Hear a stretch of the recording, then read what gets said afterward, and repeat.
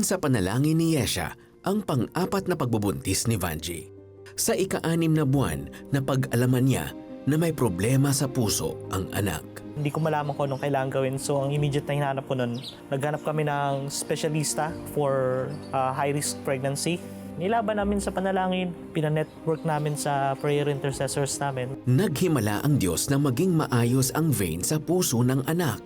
Nang mapanganak ni Vanji, si Keziah Hadassah, hindi nila inaasahan na haharap pa sila sa mas mabigat na hamon sa kalusugan ng sanggol.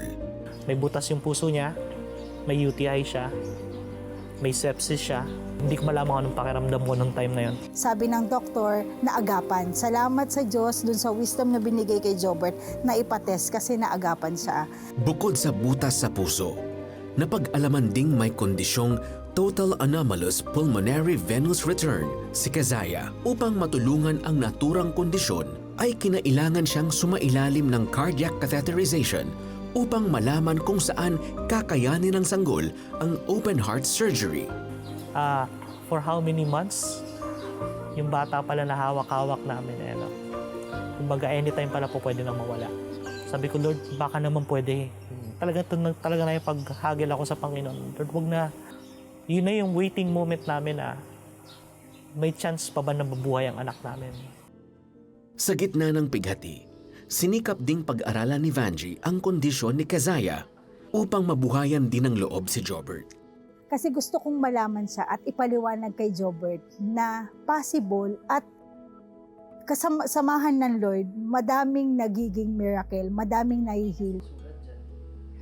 Sa pagkakataong ding yun, pinili pa rin ng mag-asawa ang magpuri at magsamba sa Panginoong Jesus. Hindi kami kawawa at hindi kami papabayaan ng Panginoon.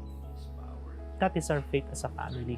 Morning, afternoon, night, dun sa lahat ng dinadaanan niya, we speak Jesus. Yung parang yung word ng Jesus is very powerful itself.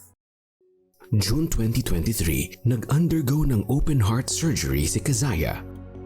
Natatuwa kami sa anak namin habang papasok siya sa operating room, nakataas yung kamay niya at nag-worship sa Panginoon. So, masaya kami, may kurot sa puso, grabe yung kaba namin. But there's something within us na kino-confirm ng Panginoon, everything will be okay. Pinag-pray namin at wala na kami ibang pwedeng gawin. Ang Lord na yung gagawa nun. Pero some part of me, joyful na alam kong lalabas yung anak ko dyan ng buhay. Makalipas ang ilang oras, isang magandang balita ang kanilang natanggap. It's a success na her heart is all good na. And ito na yung Lord, ito na yung pinapaniwalaan namin na she was healed. Mabilis din ang naging recovery ni Keziah matapos ang surgery. Lumipas ang ilang buwan.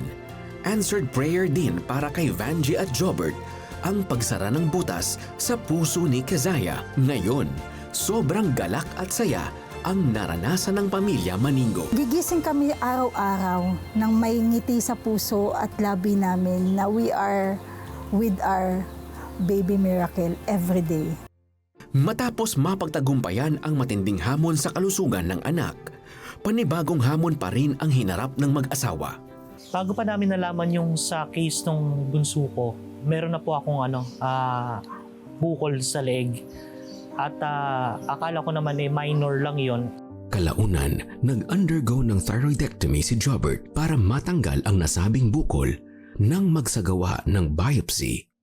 But yung the third time na biopsy siya, based sa actual na bukol na tinanggal, naging malignant siya. So it is a cancerous na bukol. Naiyak ako sa Panginoon. Parang kulang pa ba yung lahat ng pinagdaanan ko? This time, kailangan bang ako naman yung actual na dumaan sa ganun? Bagamat bagsak na bagsak ang pakiramdam ni Jobert, hindi sumagi sa kanyang isipan ang pagsuko. Manapay na natili ang pagtitiwala sa katapatan ng Panginoon. I can provide for your family by my miracle. Sa isang mentoring session, naramdaman ni Jobert ang himalang kagalingan sa kanyang kondisyon. Something moved sa throat ko. After po na-experience ko na yon, kaya ko na pong mas makapagsalita na mas matagal. I consider it still a miracle of God. Sumailalim din si Jobert sa radioactive therapy for thyroid cancer. No, na-confirm po after po ng aking RAI, after po ako may body scan, cancer-free po ako. Sa pinagdaanan sa buhay ni Jobert at Vangie, ito ang kanilang napatunayan mula sa Diyos. God gave me an opportunity to recover physically and to enjoy my family. Walang sayang kahit ang pinakapangit na nangyari sa buhay natin, pinakamasakit na nangyari sa buhay natin. Walang sayang doon pag nasa Panginoon ka. Talaga namang, God will make a way where there seems to be no way. Hindi ba? He's a God of ways and means. He will provide what we need, especially when we ask Him, He will provide it. Alam mo ako, ang faith ko ngayon ito rin sa napanood natin, na pag talagang ipinagkatiwala mo kay Lord, kahit ano pa yung sinasabi ng doktor o naman yung situation, God will prove to you that something good is going to happen. Well, actually, you have to put value also with what the doctors say and what the labs say, so that you know how to respond and you know what to do. But in the end, it's still the Word of God, that will come to pass. I mean, I know that. I'll speak for myself.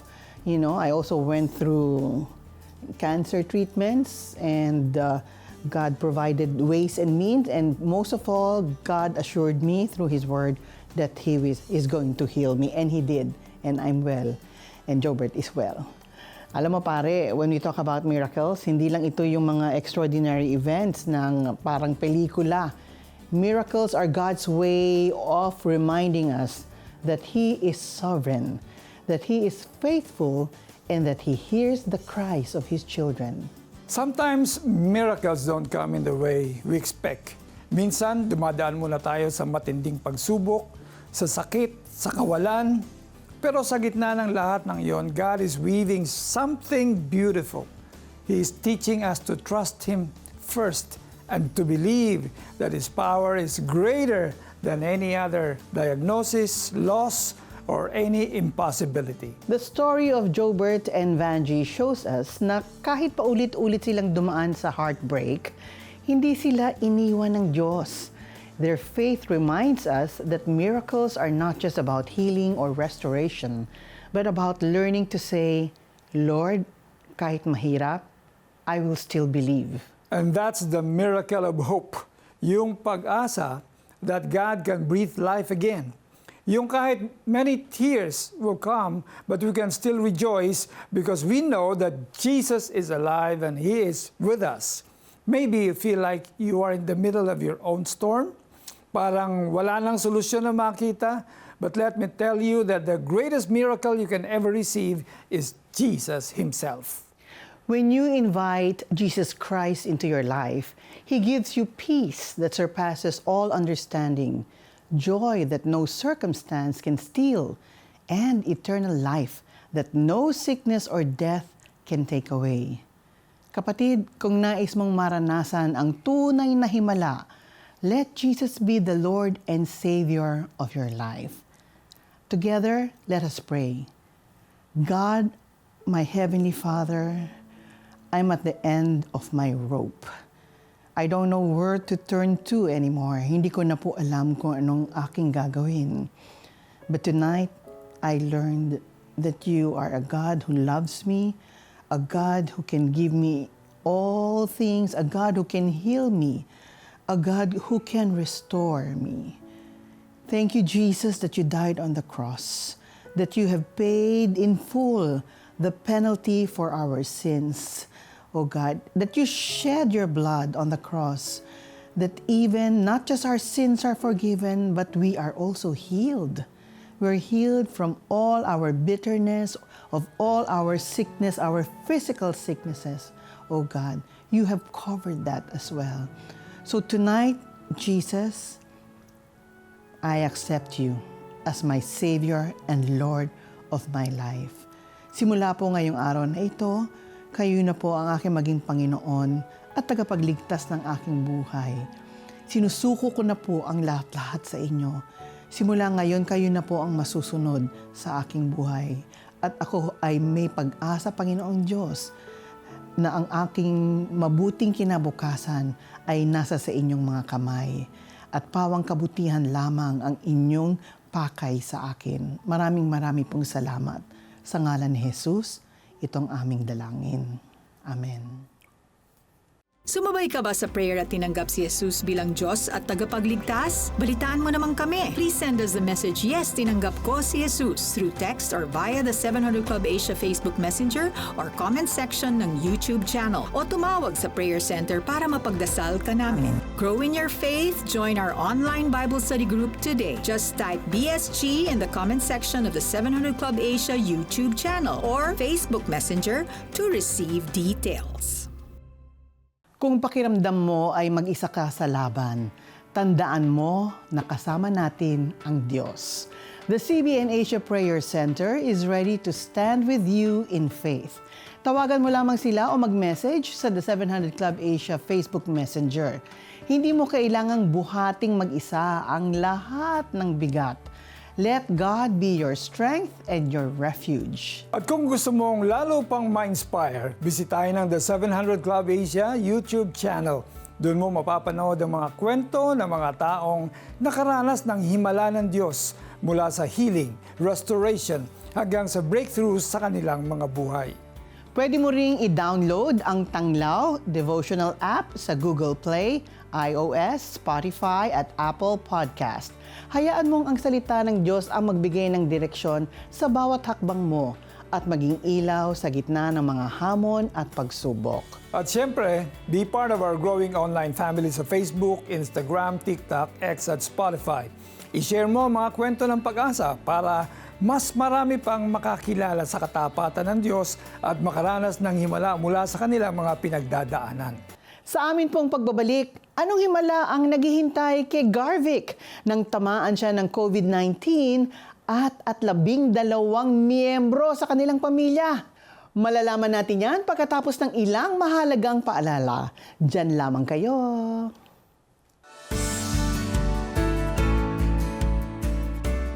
Blessing more people through CBN Asia is fast and easy using your GCash app. Just tap the QR button to scan CBN Asia's GCash QR code. Enter the amount you want to give. Tap Next, then Pay. Send a screenshot of your receipt to CBN Asia via Facebook Messenger or email partnership@cbnasia.org so we can acknowledge your donation. To make future donations faster, save CBN Asia as a favorite biller in your GCash app. Tap the bills icon, choose Add Biller, select CBN Asia, and enter your details. Then tap Save. Be God's hand of blessing. Give today.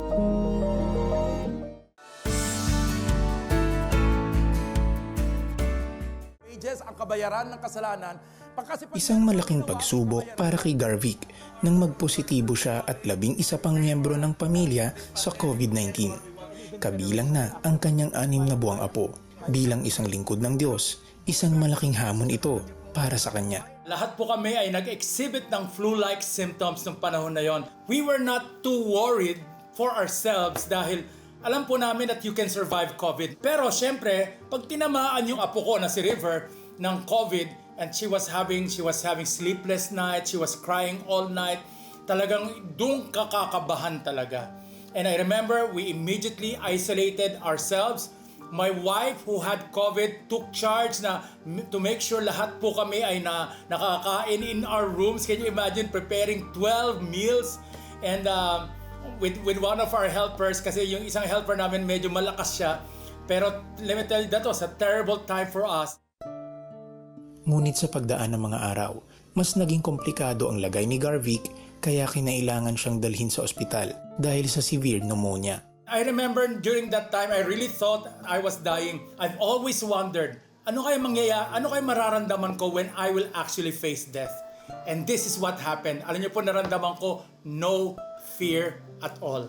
There was no fear of dying.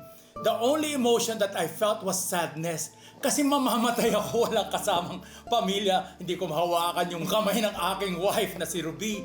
And cannot give proper goodbye sa aking family. And I remember that was my real concern. The feeling of sadness and and just being alone without them. Subalit sa halip na panghinaan ng loob, naging kalakasan niya ang Panginoon. Sa katunayan, ipinagpatuloy niya ang pagbabahagi ng salita ng Diyos sa Facebook livestream kahit nasa ospital. Patuloy din ang Bible studies at prayer time ng kanilang pamilya. During that time that I thought I was going to die, I had a running conversation with the Lord. The Lord was really speaking to me in a very personal way. He said, ang sabi ng Panginoon, Garvic, you have trusted me with your life, di ba? And I said, yes, Lord. Can you trust me with death? And I said, sure, Lord. And let me tell you, there was overwhelming peace. And yung verse na galing kay Paul, for me to live is Christ and to die is gain. Wow! Sabihin ko sa inyo, naging sobrang totoo sa akin. It was so real in my life. Malaki ang pasasalamat ni Garvic at ng kanilang buong pamilya dahil bumuhos ang pagmamahal at panalangin mula sa mga pamilya at kaibigan. Makalipas ang ilan pang araw, tinugon ng Panginoon ang kanilang mga panalangin hanggang sa kanilang tuluyang paggaling. As of yesterday, we are officially COVID-free! Thank you, Lord! I realized that COVID is not a death sentence. I always tell them, my experience is not a COVID experience. It's a God experience in my life during the most terrible time in my family. And He gave me strength and He gave me everything that I needed to survive. And not just survive, but to even thrive and overcome all of this. Tunay na sa anumang hamon, makakaasa ang bawat pamilya sa tulong at gabay ng Panginoon. COVID is terrible. COVID is really bad. COVID is evil. But my God is always greater. He is God and there is no other. Yung pinagdaanan ni Garvic proves that miracles are not only about physical healing. It's also about the strength to keep going. Kahit sa gitna ng matinding pagsubok, God's presence can turn fear into faith and loneliness into hope. Tama ka dyan, Mare. Imagine, nasa hospital ka, struggling to breathe, yet you choose to worship and even share God's word. That's a miracle. Nasa gitna ng kahinaan, the Lord empowers us to shine His light. And what's beautiful is how his family responded. Instead of being consumed by fear, they pressed on in prayer and Bible study. That's the miracle of unity and perseverance. God turning a season of crisis into a testimony of His faithfulness. Kapatid, maybe you are also facing sickness, financial challenges, or deep loneliness. The same God who healed Garvic and strengthened his family is the same God who can move in your life today. Walang imposible sa Kanya. Kung kailangan mo ng healing, kung kailangan mo ng provisions, kung kailangan mo ng pag-asa, come to Jesus. He is the source of every miracle.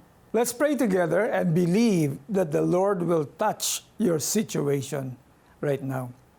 Doon sa mga sumasabay sa atin, nanonood sa atin sa telebisyon, I want you to extend your hand kung saan man merong ailment sa inyo.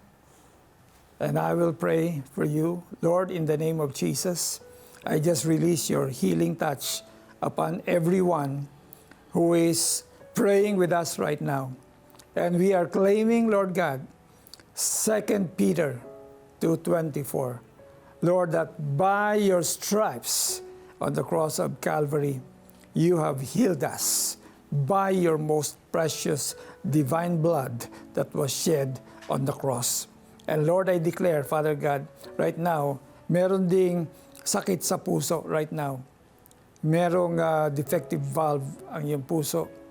At the Lord is healing you right now. Merong may sakit sa kanyang pancreas. The Lord is healing you right now. Mayroong high blood. In the name of Jesus, I declare healing and restoration be upon you. Merong isang nagsasuffer ngayon sa pneumonia, matinding coughs and cold. In the name of Jesus, I release healing. Para doon sa na ngayon nakaka-experience ng COVID-like symptoms, in the name of Jesus, I rebuke the COVID. I command it to go in the name of Jesus.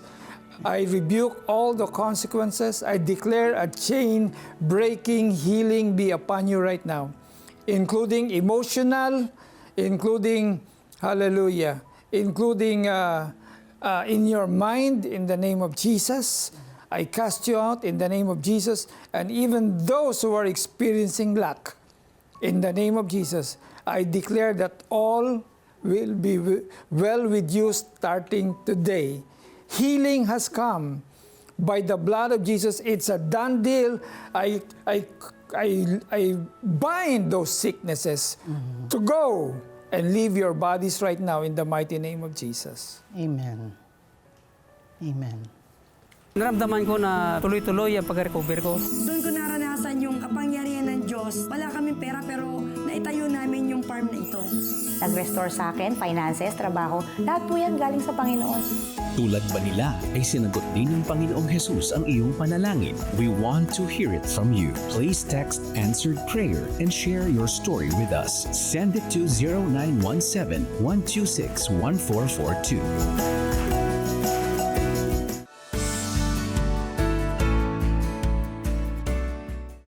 Whatever it is you're facing, uncertainty, pressure, fear, you can declare, kay Lord, sure ka. When you are anchored in God, even in chaos, there is calm inside of you. Receive encouragement sa Kay Lord Sure Ka audio teaching ni Peter Kairos. Scan the QR code to donate any amount sa CBN Asia at magkakaroon ka ng exclusive streaming access sa Kay Lord Sure Ka. Be a CBN Asia partner today.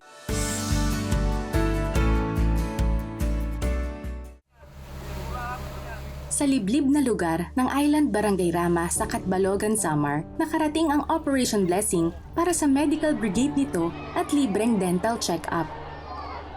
Isa si Rodalyn sa mga matyagang pumila para magpabunot ng mga sirang ngipin na iniinda niya sa loob ng 13 taon. Mga 15 years old, naabot ko rin ang sakit ng tango. Wala akong papagabot kay, siyempre, first time, na-adlock ako. Nung ito, nasira ka, masakit daw ko, no. Kaya waray ako, so mabot ay nga 21 years old na ko yan, na. Malaking balakid kay Rodalyn at sa mga residente ang mahal na consultation sa dentista. Bukod pa rito, mahigit 1 oras na biyahe sa bangka ang susuungin patungo sa Catbalogan. Dahil sa napabayaang sirang ngipin, dumami ito sa paglipas ng mga taon. Isa kasi, usama, upay. Ano sa masaliwan na liwat? Adat, masakit na liwat. Isa, sabay-sabay pa. Di masakit na ko talagang doro na. Apito na tak talinga, tak mata, tak utok. Di masakit talaga. Misa direct na pasabod. Inhigda ko na lagi, kakaturob ko na la para laya mawara. Sa pagdating ng Operation Blessing sa kanilang lugar, natignan ng dentista ang mga sirang ngipin ni Rodalyn. Papabunot nga siya ng 2 lang, pero yung mga katabi niya, sira na rin. Kanya, ako na yung nagkumbinsi sa pasyente na gawin ng 4. Magkakatabi naman, talaga namang sirang-sira na rin. Pwedeng magka-cause ng heart problem. Kasi diretso yung infection ng ngipin sa blood natin. Matapos ang 13 taon, sa wakas ay nabunot na rin ang kanyang mga bulok ng ngipin. Tumanggap din siya ng mga libreng gamot at maging grocery bag. Wala pa yung ganun at magpapasalamat ako. Ginoo, siyempre. Naging instrumento ka mo. Namin nga di para gihapon, natumang gihapon na akong tango. Bukod sa dental services, nagkaroon din ng libreng medical, optical check-up at pamimigay ng reading glasses. Saan mang sulok ng bansa, laging handa ang Operation Blessing na maglingkod sa ating mga kababayan na ang hatid ay kaginhawaan, kasiyahan at higit sa lahat ang pag-ibig ng Diyos para sa kanila. Minsan ang himala ay hindi lang yung instant healing. Sometimes miracles come through the hands of people who are willing to serve. Just like in the case of Rodalyn, who endured years of pain. Imagine that. And God used Operation Blessing and volunteer doctors to bring her relief and restore her health. This is the heart of Operation Blessing. reaching those who cannot easily access health care, bringing relief and preventing bigger health problems. Isang simpleng dental procedure spared Rodalyn from the possible heart disease. That's how powerful your giving can be. Kapatid, you can be part of this miracle. When you give to CBN Asia, you help fund Operation Blessing projects like free medical services via the mobile medical clinic, disaster response, livelihood programs, and more. Ang bawat tulong mo ay nagiging himala sa buhay ng iba. So we invite you today to partner with us by giving to CBN Asia so we can continue in spreading hope, in bringing healing and witnessing to more miracles through our humanitarian arm, Operation Blessing. Together, we can make a difference. Send your donations by scanning the CBN Asia QR code or visit cbnasia.com/give. You can also call the numbers on your screen to know how you can give.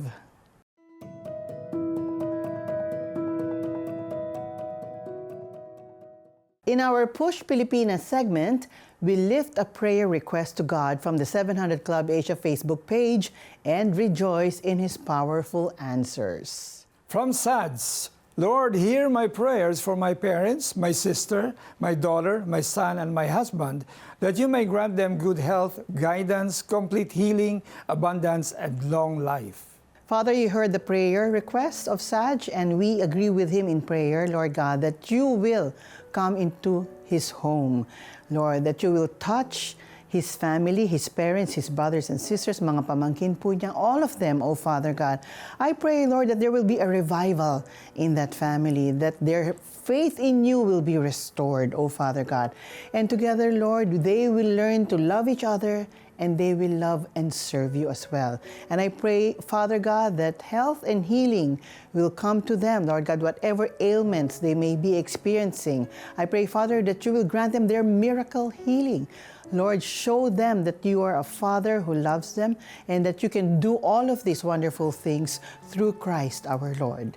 Amen.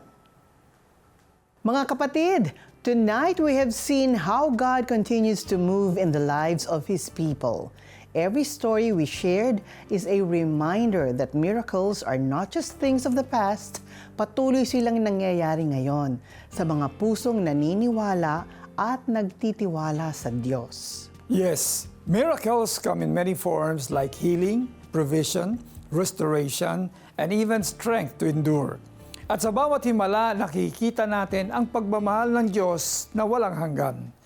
He is the same yesterday, today, and forever. So whatever you are facing right now, remember that God is able.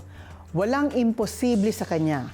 And His miracles are not only for those we featured tonight, but also for you right where you are. Just believe and receive. Kung pinanghihinaan ka man ng loob, tandaan mo ang pangakong ito mula sa Psalms 77 verse 14, you are the God who performs miracles. You display your power among the peoples. Be encouraged, kapatid. The God of miracles is with you. Just trust Him, believe Him, and expect His wonders in your lives. See you again tomorrow. Shalom, shalom. Kilalanin natin ang mga taong personal na nakaranas ng kapangyarihan ng Diyos. Mga himalang hindi lang nagbago ng kanilang sitwasyon, kundi nagbago ng kanilang buong buhay.